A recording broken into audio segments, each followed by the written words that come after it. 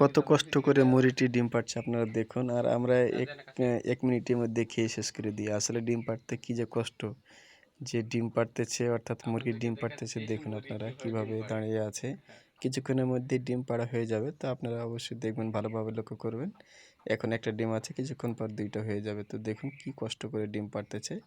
আসলে ডিম পাড়া যে কী কষ্ট আপনারা তো অবশ্যই জানেন বা দেখেছেন অনেক আগেই, বা অনেকেই হয়তো বা মুরগিকে ডিম পাড়তে দেখেনি। তো আপনাদের দেখার জন্য আপনাদেরকে খুব ভালোভাবে একটা ভিডিও বানালাম। তো আপনারা অবশ্যই ভিডিওটি দেখবেন, আর ভালো লাগলে অবশ্যই লাইক কমেন্ট শেয়ার করবেন। আসলে কাজের ফাঁকে মুরগি ডিম পাড়তেছে লক্ষ্য করলাম, তখন ভিডিও করলাম। এই যে দেখুন ডিম পাড়া হয়ে গেল।